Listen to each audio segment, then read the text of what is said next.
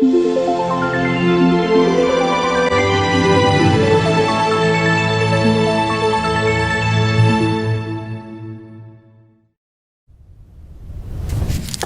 Everyone, welcome to Eklavya academy Meerut. और आज हम पॉलिटिकल साइंस का एक इम्पॉर्टेंट टॉपिक आपको पढ़ाने जा रहे हैं, प्रस्तावना, या फिर जिसे हम बोल सकते हैं उद्देशिका या प्रियम्बल। और जैसा आप सब जानते हैं कि संविधान को शुरू करने के लिए हमें सबसे पहले प्रस्तावना को समझना बहुत जरूरी होता है, क्योंकि प्रस्तावना ही वो संविधान का उद्देश्य निर्धारित करती है जो हमने पूरे संविधान के, या कह सकते हैं हमारी सरकार की व्यवस्थाओं को बताती है कि आखिर हमारे संविधान की या फिर सरकार की व्यवस्थाएं होती हैं वो किस तरीके से रेगुलेट होती हैं, कैसे चलती हैं। ये सारी बातें हमने कहाँ पढ़नी है? प्रस्तावना में पढ़नी है। तो हर एग्जाम्स के लिए, जहां तक मैंने अपना पर्सनल एक्सपीरियंस है, तो एग्जाम में प्रस्तावना के बहुत अच्छे इंपॉर्टेंट क्वेश्चंस वहां बनते हैं, दिखाई देते हैं। और उसके लिए हमें इस प्रस्तावना को, जो ज्यादा बड़ी नहीं है, 5-6 लाइन की प्रस्तावना है, लेकिन एग्जाम्स में वो 10-12 क्वेश्चन बहुत इंपॉर्टेंट छोड़ती है, इसलिए हमें उसको बहुत अच्छे से समझना है। कुछ शब्द उसमें ऐसे हैं जो आपको टिपिकल से दिखाई देते हैं, लेकिन आज हम उनको समझेंगे और बहुत ही आसानी तरीके से प्रस्तावना हमारी क्लियर हो जाती है। तो जब हम प्रस्तावना को देखते हैं तो सबसे पहली बात है कि जब हम संविधान पढ़ते हैं तो संविधान में हम पढ़ेंगे कि संविधान के इस भाग में एक पर्टिकुलर व्यवस्था है, उस भाग में वो पर्टिकुलर राष्ट्रपति की व्यवस्था है, प्रधानमंत्री की व्यवस्था है। तो वैसा ही कि प्रस्तावना किस भाग में आती है, तो सबसे पहले एक मुद्दा आया कि क्या प्रस्तावना किसी संविधान के किसी भाग का हिस्सा है। तो वहां पर एक इंपॉर्टेंट बात है, इसके लिए एक केस आया बेरूबारी यूनियन वाद 1960। बहुत इंपॉर्टेंट केस है ये, एग्जाम से पूछ लिया जाता है कि बेरूबारी वाद किस व्यवस्था से संबंधित है, तो आप ध्यान रखेंगे प्रस्तावना से संबंधित है। इस बेरूबारी वाद जो कि 1960 में है, और इसमें ये डिसाइड किया गया कि जो ये प्रस्तावना है ये संविधान का भाग नहीं है। ध्यान रखेंगे, संविधान में जो व्यवस्थित प्रस्तावना संविधान का भाग है या नहीं, किस केस में निर्धारित हुआ था? बेरूबारी में। ठीक, इसके बाद एक बहुत इंपॉर्टेंट केस आया जिसका नाम है केशवानंद भारती वर्सेस केरल राज्य, 1973। सन भी यहाँ इसका याद रखिए, बहुत इंपॉर्टेंट है, क्योंकि ये वो केस है जो संविधान में आज तक की सबसे बड़ी बेंच जिसके लिए बैठी थी, और 13 जजों की यहाँ पर बेंच थी। संविधान के किस केस में 13 जजों की बेंच बैठी थी? तो उसका नाम है केशवानंद भारती। 13 जज थे उस टाइम पर। यहाँ मुख्य जज थे, उनका नाम है जस्टिस सीकरी। और इस 13 जज की बेंच ने जो यहाँ बेरूबारी वाद में निर्धारित किया गया था, उसके बिल्कुल विपरीत यहाँ पर कहा कि प्रस्तावना संविधान का भाग है। प्रस्तावना संविधान का भाग है। अब देखें, प्रस्तावना संविधान का भाग है, ये किस केस में बताया गया था? केशवानंद भारती के केस में बता दिया गया संविधान का भाग है। किस केस में कहा गया संविधान का भाग नहीं है? तो बेरूबारी में कहा गया संविधान का भाग नहीं है। तो अब सबसे बड़ी बेंच किस केस में बैठी थी, ये ध्यान रखना है। उस टाइम पर चीफ जज कौन थे, ये भी ध्यान रखना है। और ये संविधान का भाग है या नहीं है, तो आप अच्छे से इसको जान गए हैं। मैंने बहुत बार क्लास में भी आपको ये चीज बहुत अच्छे से बहुत क्लियर कराई है कि केशवानंद भारती आखिर वाद क्या है, इसमें क्या क्या फैक्ट रखे गए थे। तो फिलहाल आप इतना याद रखेंगे। अब दूसरी बात आती है कि जब संविधान में ये बता दिया गया, सुप्रीम कोर्ट ने ये निर्धारित कर दिया गया कि प्रस्तावना संविधान का भाग है, तो क्या इसमें संशोधन हो सकता है? तो ये भी आपको याद रखना है कि संविधान संशोधन हो सकता है।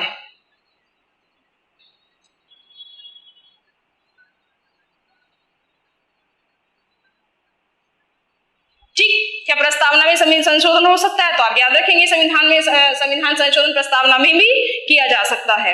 अब जब ये परमिशन मिल गई 1973 में, तो उसके बाद हमने, अर्थात संविधान में संशोधन कौन कर सकती है? तो संसद। तो जब आप आर्टिकल 368 देखते हैं कि वहां संविधान में संशोधन करने की अथॉरिटी हमारी संसद के पास है, तो यहाँ इन्होंने एक संविधान संशोधन किया प्रस्तावना में, और संविधान संशोधन 42वां। बहुत इंपॉर्टेंट क्वेश्चन है कि प्रस्तावना में किस संविधान संशोधन से संशोधन किए गए थे? तो 42वां संविधान संशोधन 1976।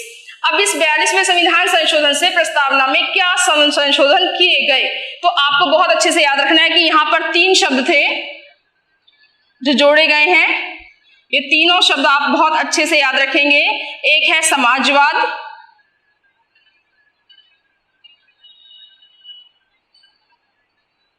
दूसरा शब्द है आपका यहाँ पर पंथ निरपेक्ष, जिसे आप धर्मनिरपेक्ष भी बोल सकते हैं, सेक्युलर, और तीसरा शब्द है आपका यहां पर कौन सा, अखंडता। ठीक, ये 3 शब्द संविधान में प्रस्तावना में जोड़े गए किस संविधान संशोधन से, 42वें संविधान संशोधन से। तो अब इसके बाद देखें तो ये बातें आपको याद रखनी है। अब प्रस्तावना में कुछ ऐसे शब्द हैं जो बहुत थोड़े आपको देखने में पढ़ने थोड़े टिपिकल से लगते हैं, लेकिन उनका पर्टिकुलर मीनिंग पूछ लिया जाता है कि इस पर्टिकुलर धर्मनिरपेक्ष शब्द, जैसे आपने बहुत सुना है धर्मनिरपेक्ष शब्द, इसका मतलब क्या होता है, इसका अर्थ क्या होता है। एग्जाम में इसके लिए क्वेश्चन बनते हैं कि लोकतंत्र का अर्थ क्या है, समाजवाद का अर्थ क्या है, धर्मनिरपेक्ष का अर्थ क्या है। तो हम उन थोड़े थोड़े छोटे छोटे शब्दों के बारे में उनके एक डेफिनेशन को जानेंगे और यहां उनको लिख करके, तो देखें यहां कुछ शब्द आते हैं ऐसे, जैसे जब हम शुरुआत करते हैं प्रस्तावना की, तो प्रस्तावना की शुरुआत किन शब्दों से होती है। तो हम यहां एक शब्द देखते हैं, बहुत इंपॉर्टेंट है, हम भारत के लोग, we the people of India.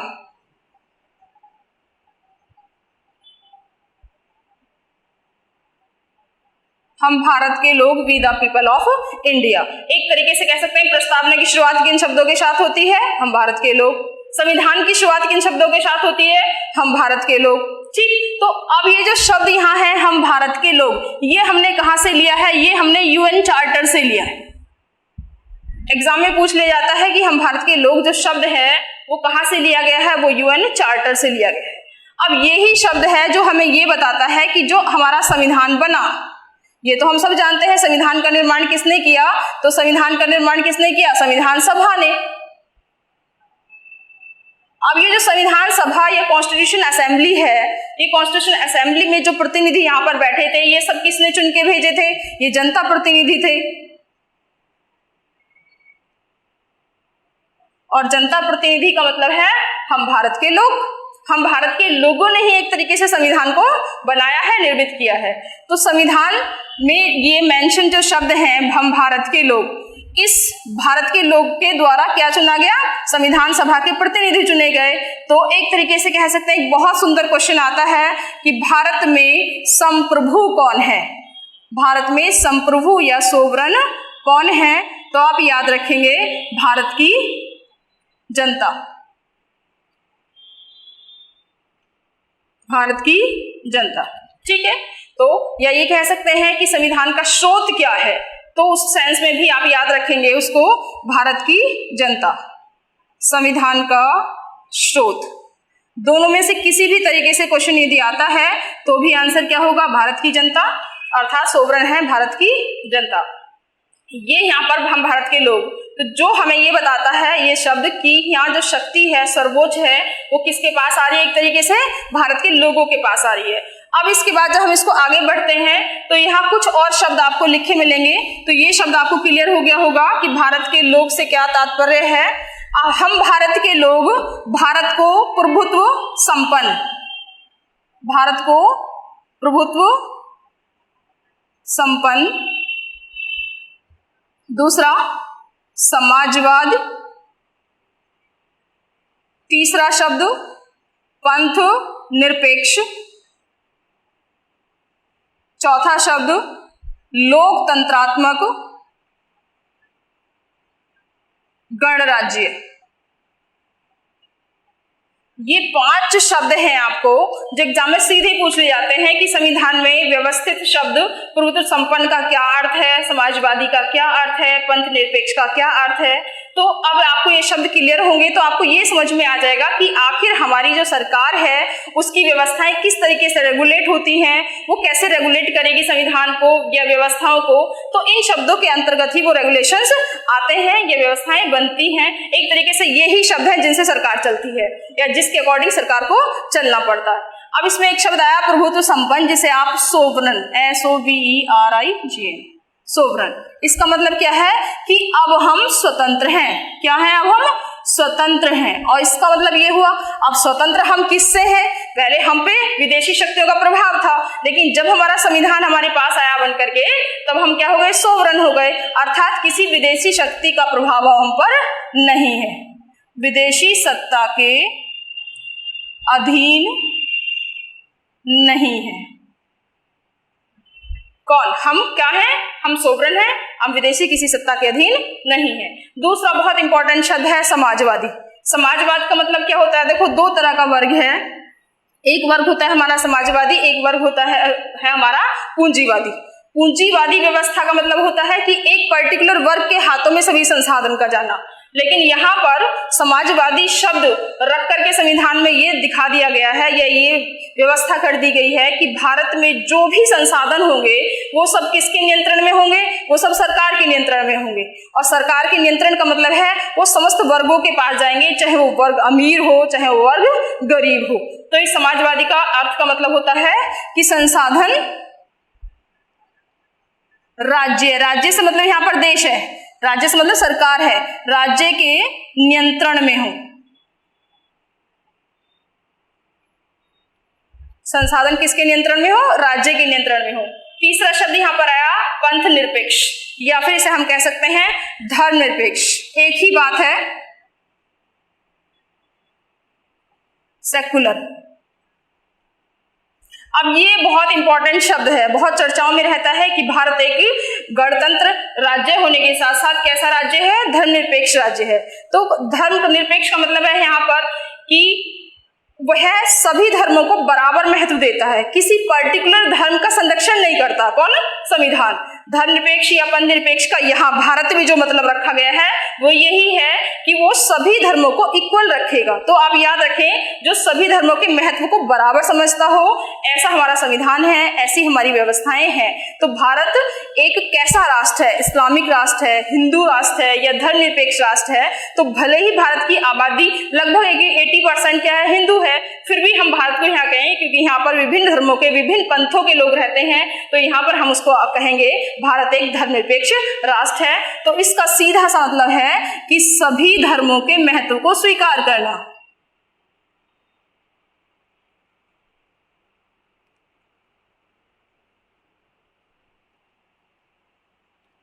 धर्मनिरपेक्ष मतलब सभी धर्मों को बराबर दर्जा देना, सभी धर्मों के महत्व को स्वीकार करना। उसके बाद एक नेक्स्ट शब्द आता है लोकतंत्रात्मक। जैसे आपने खूब एक डेफिनेशन सुनी है अब्राहम लिंकन की। अब्राहम लिंकन ने किसकी डेफिनेशन दी है? तो आप याद रखेंगे कि उन्होंने लोकतंत्र को डिफाइन किया है। लोकतंत्र का मतलब है डेमोक्रेसी। और डेमोक्रेसी शब्द आप खूब अच्छे से जानते हैं, समझते हैं। अब अब्राहम लिंकन ने लोकतंत्र की परिभाषा देते हुए क्या कहा? उन्होंने कहा जनता के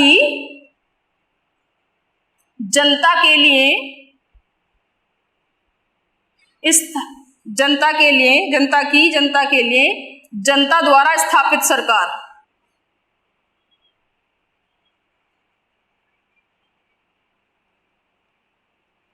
इसे आप कहते हैं लोकतंत्रात्मक। तो भारत कैसा है? भारत लोकतंत्रात्मक है, अर्थात भारत की जनता अपनी सरकार स्वयं चुनती है, उसे आप बोलते हैं लोकतंत्रात्मक। और अब्राहम लिंकन ने पर्टिकुलर कौन सी परिभाषा दी? तो याद रखें ये पर्टिकुलर परिभाषा किससे रिलेटेड है? तो अब्राहम लिंकन से है। इसके बाद नेक्स्ट शब्द है गणराज्य। गणराज्य का मतलब है, इसे आप इंग्लिश में बोल सकते हैं रिपब्लिक। गणराज्य, रिपब्लिक। तो जैसा आप सुनते हैं कि 26 जनवरी को आप क्या मनाते हैं? गणतंत्र दिवस मनाते हैं। 15 अगस्त को क्या मनाते हैं? स्वतंत्रता दिवस मनाते हैं। तो गणराज्य का मतलब यहाँ पर है कि पर्टिकुलर, जैसे आप व्यवस्थाएं, आप इतिहास पढ़ेंगे तो वहां आप व्यवस्था पढ़ेंगे राजा का बेटा ही राजा बनेगा, लेकिन संविधान की खास बात है कि संविधान बनने के बाद हमने उस व्यवस्था को खत्म कर दिया है। हमने क्या रखा है यहाँ पर गणराज्य। गणराज्य का मतलब है कि जो देश का सर्वोच्च अधिकारी होगा। जैसे मैंने पिछले लेक्चर में आपको पढ़ाया, देश का सर्वोच्च अधिकारी, देश का प्रथम नागरिक कौन होता है? राष्ट्रपति होता है। तो जो देश का सर्वोच्च अधिकारी है, सर्वोच्च व्यक्ति है या प्रथम व्यक्ति है, वो जो भी होगा कैसा होगा? वो एक निश्चित ड्यूरेशन के लिए आएगा, एक निश्चित समय के लिए आएगा। निश्चित समय आप जानते ही हैं जैसा कि राष्ट्रपति कितने साल के लिए आता है? 5 साल के लिए आता है। तो यहाँ पर एक तरीके से कह दिया है कि निश्चित वर्ष के लिए आएगा। कौन? और वो कैसा होगा? वो निर्वाचित होगा, अर्थात वंशानुगत व्यवस्था को शब्द कौन सा खत्म करता है? तो उसका नाम है गणराज्य। तो गणराज्य का मतलब आप एक शब्दों में समझ सकते हैं, वंशानुगत शासन का अंत। वंशानुगत शासन का अंत।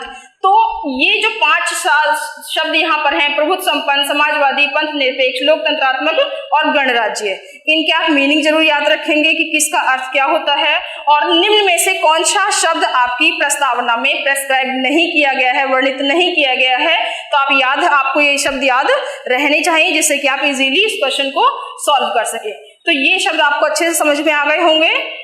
ठीक, आप इन्हें स्क्रीनशॉट भी ले सकते हैं इनका, आप इन्हें नोट भी कर सकते हैं। मैंने इस तरीके से आपको बताया है, लिखवाया है कि आप उसको इजीली कॉपी भी कर सकते हैं। इसके बाद अब हम देखते हैं, एक सिंपल सा क्वेश्चन होता है कि प्रस्तावना का आखिर उद्देश्य क्या है। तो हम अब नेक्स्ट पढ़ेंगे कि प्रस्तावना के उद्देश्य क्या क्या है। एक सिंपल सा क्वेश्चन आता है कि प्रस्तावना का यह प्रस्तावना हमारे संविधान में क्यों निर्धारित की गई है। तो एक तरीके से याद रखें कि प्रस्तावना इसलिए निर्धारित की गई है जिससे कि वो संविधान के उद्देश्यों को बता सके, संविधान के उद्देश्यों को लक्षित कर सके। तो या फिर दूसरे सेंस में क्वेश्चन है कि संविधान के उद्देश्यों को लक्षित निम्न में से किसके द्वारा किया जाता है। तो आप याद रखेंगे प्रस्तावना के द्वारा। ठीक है, तो नेक्स्ट अब हम देखते हैं संविधान के उद्देश्य, प्रस्तावना के उद्देश्य।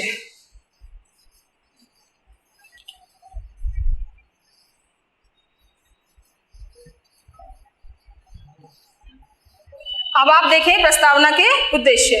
तो उद्देश्य में यदि आप देखेंगे तो यहाँ निम्न उद्देश्य उसको आपको दिखेंगे। अब सबसे पहले हम देखते हैं, यहाँ पर एक उद्देश्य है न्याय प्रदान करना, जस्टिस। प्रस्तावना क्या करती है? प्रस्तावना संविधान में व्यवस्था देती है किसकी? न्याय की। कितने प्रकार के न्याय प्रस्तावना में निर्धारित किए गए हैं। तो अब आप न्याय को यदि पढ़ेंगे और आपको याद भी आ रहा होगा, मैंने आपको पढ़ाया भी है पहले भी, कि न्याय का मतलब क्या है? आर्थिक, सामाजिक और राजनीतिक। कितने न्याय यहां पर मैंने लिखे? आर्थिक न्याय, सामाजिक न्याय और राजनीतिक न्याय। ये प्रदान करने हैं किसको? संविधान को। अर्थात संविधान हमें कितने प्रकार के न्याय की व्यवस्था करता है? आर्थिक न्याय, सामाजिक और 3 प्रकार के न्याय की बात आप इसे सीक्वेंस में भी याद रखेंगे कि सबसे पहले आर्थिक, सामाजिक और राजनीतिक। इस तरीके से आप याद रखें कि 3 प्रकार के न्याय संविधान यहाँ वर्णित करता है। इसके बाद दूसरा हमें उद्देश्य है स्वतंत्रता प्रदान करना। स्वतंत्रता प्रदान करना किसका उद्देश्य है? हमारी प्रस्तावना का। अब स्वतंत्रताएं कितने प्रकार की हैं? जब आप आर्टिकल देखते हैं, कौन सा आर्टिकल? आर्टिकल 19, वहां आपको स्वतंत्रताएं लिखी हुई मिलेंगी जो कि 6 प्रकार की फ्रीडम्स वहां पर हैं। तो प्रस्तावना ने उसी को कहीं ना कहीं इशारा दिया है कि भाई आप स्वतंत्रताएं भी वहां पर रखें, वर्णित करें। तो स्वतंत्रताओं में हम यहाँ देखें विचार, अभिव्यक्ति, विश्वास, धर्म और वर्शिप या उपासना की स्वतंत्रता। कितने प्रकार की स्वतंत्रताएं लिख दी गई हैं प्रस्तावना में? 5 प्रकार की। विचार की, अभिव्यक्ति की, विश्वास, धर्म और उपासना। ये 5 स्वतंत्रताएं प्रदान हमें कौन करता है?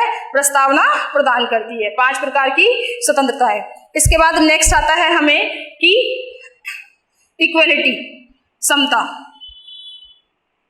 इक्वलिटी या समता किसकी समता प्रदान करती है? प्रतिष्ठा, स्टेटस और अवसर। जब आप आर्टिकल 16 पढ़ते हैं, आर्टिकल 16 पढ़ते हैं, तो 16 में आपको अवसर की समता लिखी हुई मिलती है। और हमारे संविधान में प्रस्तावना ने उद्देश्य रखा है कि प्रतिष्ठा और अवसर की समता प्रदान की जाए। इसके बाद नेक्स्ट आता है आपका बंधुता, फ्रेटर्निटी या बंधुता में भाईचारा। ठीक, इसको जब आप पढ़ते हैं, आप फंडामेंटल ड्यूटी पढ़ेंगे आर्टिकल 51A में, वहां पर भाईचारे की, बंधुता की बात रखी गई है। और देखो प्रस्तावना में भी ये शब्द यहाँ पर लिखा हुआ मिलेगा। बंधुता कैसी हो? जिसमें व्यक्ति की गरिमा, राष्ट्र की एकता और अखंडता, जो शब्द मैंने अभी आपको बताया था 42वें संविधान संशोधन से जोड़ा गया था ये शब्द, तो व्यक्ति की गरिमा, राष्ट्र की एकता और अखंडता सुनिश्चित करने वाली बंधुता रखना किसका उद्देश्य है? प्रस्तावना का उद्देश्य है। इस तरीके से हमारी प्रस्तावना हमें इस प्रकार के उद्देश्य प्रदान करती है, जिसमें न्याय हो, जिसमें स्वतंत्रता हो, जिसमें समता हो और जिसमें बंधुता हो।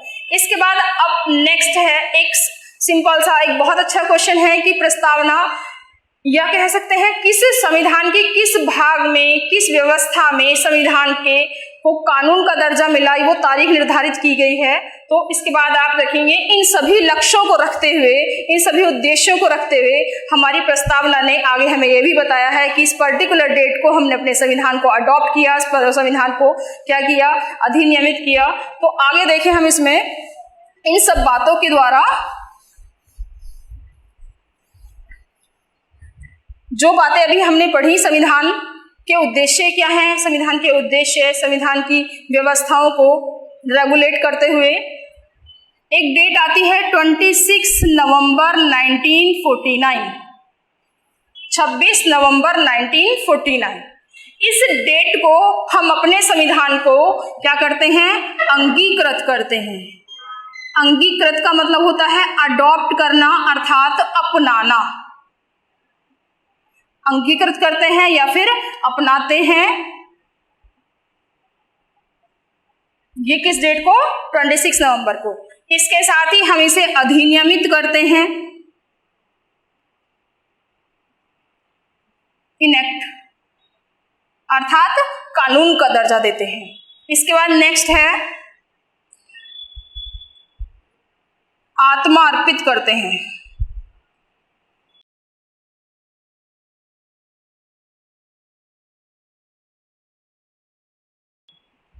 हम इसे अपने आत्मा को समर्पित करते हैं, हम इसे अपने आप को समर्पित करते हैं। तो देखो 3 शब्द यहाँ पर लिखे हुए हैं। ध्यान रखना है कि 26 नवंबर 1949 को हम इन सब बातों के द्वारा, जो सारी बातें हमने अभी पढ़ी, जिसमें हमने संप्रभु को पढ़ा, पंथनिरपेक्ष को पढ़ा या फिर न्याय या उसके उद्देश्य पढ़े, उन सब बातों को रखते हुए संविधान को अंगीकृत करते हैं अर्थात अपनाते हैं, उसको अधिनियमित करते हैं अर्थात कानून का दर्जा देते हैं, आत्मा अर्पित करते हैं अर्थात हम सब उसे अपनी आत्मा से स्वीकार करते हैं, अपनी आत्मा को समर्पित करते हैं। ये हमारे इस पर्टिकुलर डेट को हुआ। ठीक, अब आप देखें यहाँ पर लागू शब्द नहीं है लिखा हुआ। संविधान कब लागू हुआ? तो ऐसा जिक्र प्रस्तावना में नहीं किया गया है। जब एक अनुच्छेद आप पढ़ते हैं, अनुच्छेद कौन सा है? 394। इस अनुच्छेद में लगभग 16 आर्टिकल्स, 15 आर्टिकल प्लस खुद आर्टिकल 394, 16 आर्टिकल्स हैं, जहां लिखा हुआ है कि ये पर्टिकुलर आर्टिकल तो 25 जनवरी 1950 को ही लागू हो जाएंगे और बाकी के 26 नवंबर 1949 को ही लागू हो जाएंगे और उसके बाद बाकी सभी से संविधान 26 जनवरी 1950 को संविधान लागू हो जाएगा। तो ध्यान रखेंगे कि संविधान के लागू होने की व्यवस्था प्रस्तावना में नहीं है। प्रस्तावना में 3 शब्द हैं, अंगीकृत, अधिनियमित, आत्मा अर्पित। लेकिन संविधान लागू हुआ ये हम सब जानते हैं, 26 जनवरी 1950 को लागू हुआ, ये आप लोग बहुत अच्छे से जानते हैं। लेकिन ये ऐसा व्यवस्था कहाँ है संविधान इस डेट को लागू हुआ? तो आर्टिकल 394 व्यवस्था करता है कि संविधान इस तारीख को लागू हुआ। ठीक, तो प्रस्तावना जो कि आपके संविधान के उद्देश्य निर्धारित करती है, लक्ष्य निर्धारित करती है। प्रस्तावना बताती है कि सरकार का संचालन किस प्रकार के से होगा, किस व्यवस्था के अनुसार सरकार संचालित होगी। आखिर सरकार फैसले लेती है तो ऐसे फैसले सरकार क्यों ले लेती है, या ये व्यवस्था किस कहाँ पर निर्धारित है। तो आप 5-6 लाइन की उस प्रस्तावना को आप अच्छे से समझ लें, इन वर्ड्स का आप मीनिंग अच्छे से समझ लें जो मैंने अभी आपको बताए, तो आपको पूरा ये क्लियर हो जाएगा कि आखिर हमारे संविधान, जिसको हम कहते हैं कि संविधान अर्थात देश का सबसे बड़ा लिखित संविधान है, उसमें ऐसा क्या लिखा हुआ है। तो ये सब बातें वहाँ संविधान में लिखी हुई हैं जो पूरी व्यवस्था को रेगुलेट करने के बारे में आपकी व्यवस्थाएं बताती हैं। ठीक है, तो आज आपको अच्छे से समझ में आया होगा। हर छोटी छोटी बात का मीनिंग मैंने समझाने का प्रयास किया है। फिर भी कोई क्वेरी आपकी हुआ करे तो जैसे आप लोग कमेंट्स देते हैं और उन कमेंट में आप बता दें कि मैम हमें आप इस तरीके से और थोड़ा सा उसको डिफाइन कर दीजिए, तो हम उसे नेक्स्ट लेक्चर में इम्प्रूव करेंगे। और आपको यदि वीडियो पसंद आई हो तो ज़रूर लाइक एंड शेयर करें, सब्सक्राइब करें। Thank you.